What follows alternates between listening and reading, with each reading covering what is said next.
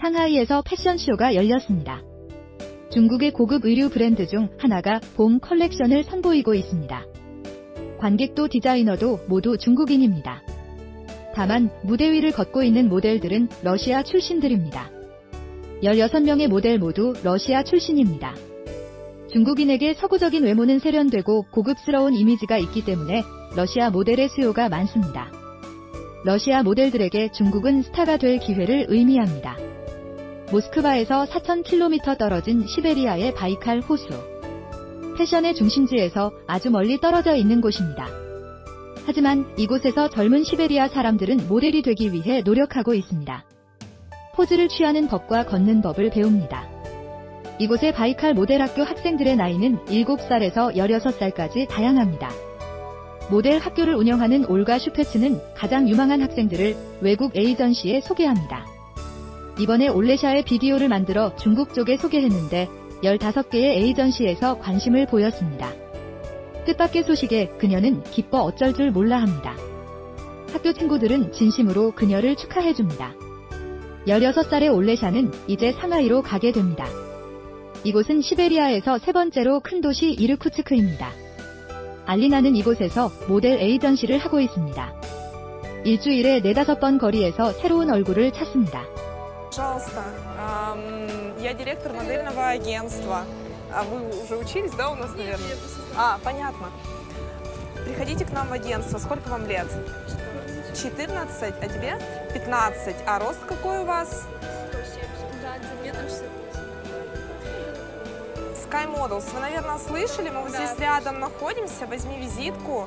Можно сделать одну фотографию тебя и номер телефона твоей мамы. Хорошо. Да? А маме мы позвоним. Ну все, не улыбайся, серьезное лицо. У нас много моделей, мы так... 그녀의 말에 따르면 이제 중국이 가장 중요한 시장이라고 말합니다.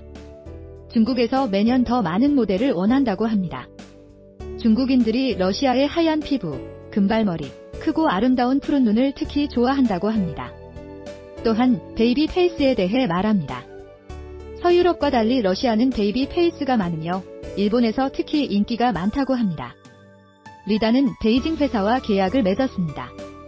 그녀는 이르쿠츠크의 변두리 마을에 살고 있으며 엄마와 함께 과일과 채소를 재배하는 작은 농장을 운영하고 있습니다.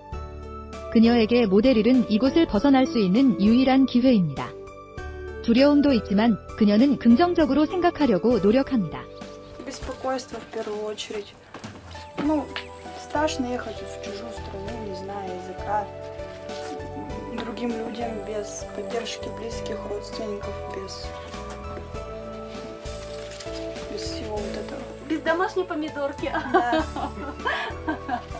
Ну вот я читала в Sky Models в группе есть блог молодых моделей, кто пишет вот в основном из Шанхая.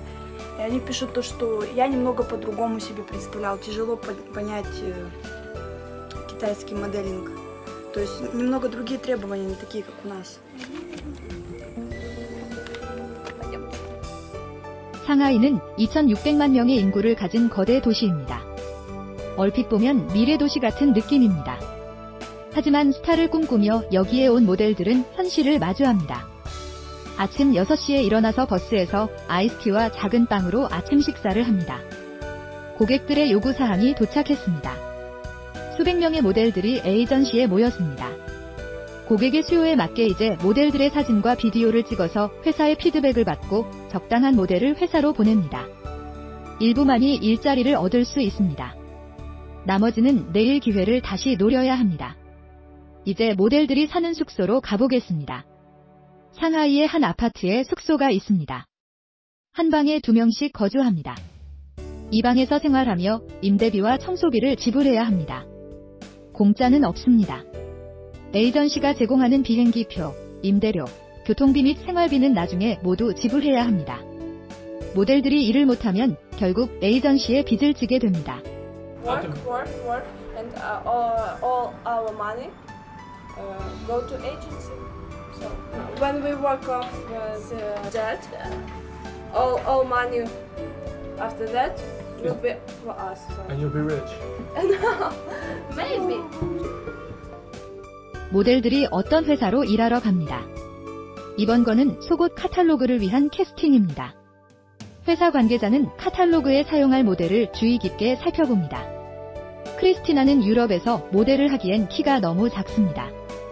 동아시아 지역은 그녀가 패션계에서 일할 수 있는 유일한 희망입니다. 그러나 그녀는 어려움을 겪고 있습니다. 3주 동안 속옷쇼와 카탈로그로 2번의 모델 일밖에 못했습니다. 대신에 그녀는 저녁에 돈을 벌 수 있는 다른 방법을 찾았습니다.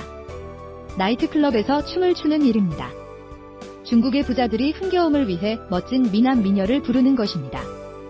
많은 모델들이 같은 일을 하고 있습니다. 그녀는 새벽 3시에 집에 돌아올 것입니다. 그리고 6시에 일어납니다. 또 다른 하루, 또 다른 캐스팅의 시작입니다. 이제 모델들이 왜 그렇게 지쳤는지 이해할 수 있습니다. 그들은 얼마나 이런 생활을 지속할 수 있을까요? 여기서 돈을 벌 수 있는 사람은 많지 않을 것입니다. 그리고 일부는 빚을 지고 집으로 돌아갈 것입니다.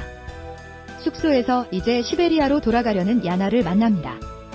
야나는 시베리아의 모델 학교에서 선생님으로 일할 것입니다. 그곳에서 어린 모델들을 훈련시킬 것입니다. Да, бабушка. Да, я уже с чемоданом сейчас буду спускаться. О, бабушка вас встретит. Да, бабушка переживает. 야나는 빚과 에이전트 수수료를 지불한 후 2달 동안 우리 돈으로 150만 원을 벌었습니다. 다른 모델들과 비교하면 성공적인 편입니다. 에이전시 직원이 그녀를 배웅해줍니다. 패션계의 많은 것들과 마찬가지로 상하이의 부와 명성의 대부분 환상입니다. 하지만 여전히 소녀들은 꿈을 향해 도전하고 있습니다.